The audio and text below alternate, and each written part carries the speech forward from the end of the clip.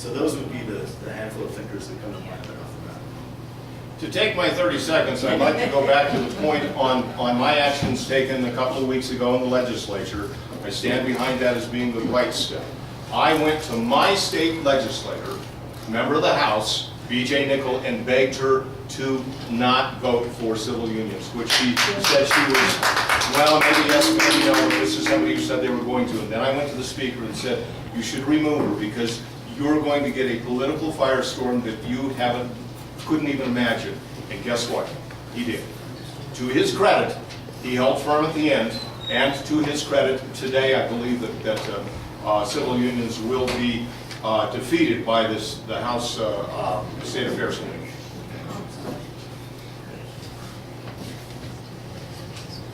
Is it ever justifiable?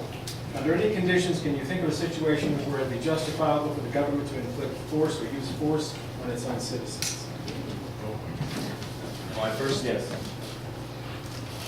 You know, every time the government acts, the government uses force. I mean, if you don't follow regulation, the government backs out with force. If you don't pay your taxes, you know what happens? You get taken by force in the jet. So you are every interaction with the government is by force. But I think let's broaden this question a little bit more to civil liberties and some of the most egregious cases where government uses force.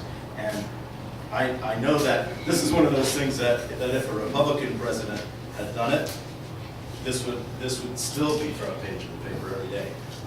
You know, I know that Anwar al-Awlaki, and I may not say it right, but the guy in Yemen was a bad guy, and the world is probably much better off without him. But when the President of the United States, without consulting a judge, sends a drone to kill an American citizen, I have a problem with that. I have a problem with that because someday the President might decide me, or you, or someone else warrants that treatment, and we should not allow that kind of violation of the civil liberties of Americans. Eric is quite correct that really the definition of government is their, police force, their power to control in one way or another. We are a nation established upon a constitution. We're a constitutional republic. That means that we should not be subject to the whims of any one individual, but we should always be subject to the laws of the land. If the government is properly exercising those laws, following our Constitution, following the Bill of Rights, and all of the other proper legislation that's been put in place at the state and the federal level to protect the citizens, then if it's carried through in the proper form, then there is a time and a place for the government to exercise force. But never, ever, ever should it be outside of the bounds, and whenever that occurs, whoever did that needs to be prosecuted by those very same laws. You know, I hope the question didn't deal with the propriety of law enforcement, because law enforcement protecting one citizen's rights against infringement from another is about the most proper and the most basic power of government. But generally speaking, the government should exist by the consent of the government, and it shouldn't be forced to maintain that. Have either one of you ever contributed or supported a Democrat in any other election? If so, who, how much, to what extent, and why? Who's first? I am? Okay. To my knowledge, never. And actually, let me maybe use a few seconds here to, Eric, you talked about your mother being a liberal. She was, yeah. Well, I must tell you that his grandmother was a solid Republican who I had the privilege of serving with in my precinct when I was a committeeman back in the 80s, and I commend her for that, and you through that, if you will.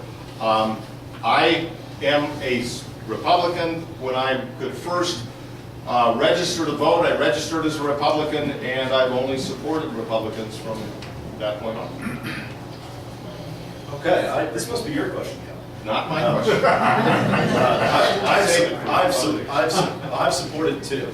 I've supported two Democrats. One of them actually wasn't running as a Democrat when I supported him. I supported Senator Lieberman when he was running for re-election in the Senate after the Democrats had kicked him out. I don't remember the amount of that contribution. The other one, and this one might shock you, is I supported Congressman Polis in his first election. I gave him $1,000. Now, let me tell you a couple things about it. We've talked about redistricting. Kevin talked about redistricting at the beginning. This was a very safe district. It was a 12-point Democratic district. And I care who represents me. And I knew that no Republican was going to win that district. Congressman Polis told me, and we've been friends for 15 years. I don't think we're friends now that I put out the Fire Jared Polis video. But we had been friends for 15 years, and he told me, you know, I understand the principles of liberty. I'm going to be a new kind of Democrat. I didn't know that a new kind of Democrat was going to be even worse than the old Democrat. I regret that contribution. You know, I've asked for it back. I haven't gotten it. If you see it, I'm telling you to send me my $1,000 back, please. But I'll tell you a couple other things, though. I have a long history of making campaign contributions. I've made them to many Republicans. I think that contribution is about 2% of my total contributions that I made. You can go to FEC.gov and see it. Senator, as far as I know, you've never made a single federal campaign contribution to any House member, Senate, or presidential candidate. Why don't you have somebody you think's worth $200? I suppose the last 10 years of my life as a legislator and serving as a precinct committeeman back in the 80s and every opportunity since then doesn't count for anything if that's the case. Okay, while we're talking about Jared Polis, you probably know what this is referring to, I'm not sure I do, but what is your position on the Hidden Gems program, which Polis sponsored and has now handed off to someone else? Are you familiar with this kind of chance? I'm not. Oh, my first? I think you were first. Okay, well, the Hidden Gems is a program to try to create more wilderness, to designate more area that's not wilderness as wilderness. Because the follow-up, I'm sorry, I follow, and I should have, this is my fault. How do you feel about land use in the forest, your position on OHVs or off-highway vehicles? So that was your question.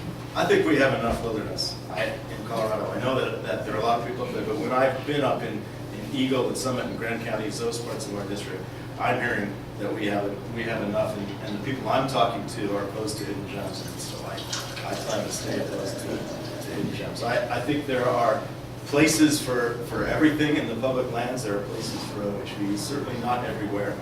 I don't support opening up the wilderness we already have to OHVs, but we need to be a sensible land use or landowner as the federal government, and we need to keep those balanced. So.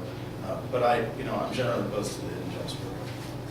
I actually hadn't heard the term Hidden Gems, but I'm familiar with the program. And it's interesting that they call it that because the first person to mention it to me was an amateur gold digger, somebody who goes and pans for gold and just as a hobby.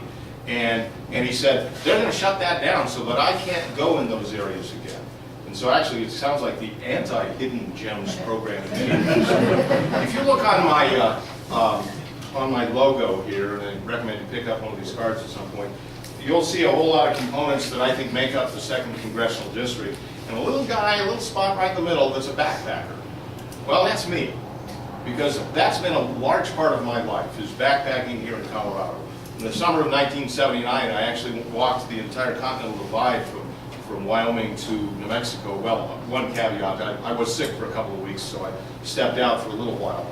But I appreciate all of the access we have and the beauty we have in our national forests, and yet I believe, I agree with Eric, that more wilderness programs are not designed to provide this access to we the people. It's designed to lock it away from the people for some, I don't know what the purpose would be, but it's not for us. And I don't agree with his program, no. Eric? Well, I'm a consistent small government conservative, and one of the things I've learned is that when somebody in Washington says, well, we should not permit, and you can fill in just about anything in the end of that sentence, watch out. It's time to say, stop. Exactly. Okay, and to stay with me on this one, it's a little bit lengthy, but Can we limit the questions to 2 minutes? you let the moderator do it, that'd be fine. Let's hear.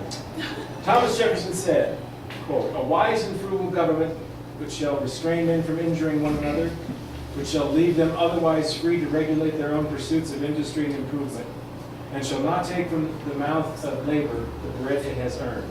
This is the sum of good government." Close quote. Okay? Notice what is not in the list. Government provided housing, government provided food, government provided health care. And Jefferson's views on the role of government were widely shared by America's founding fathers. So my question is,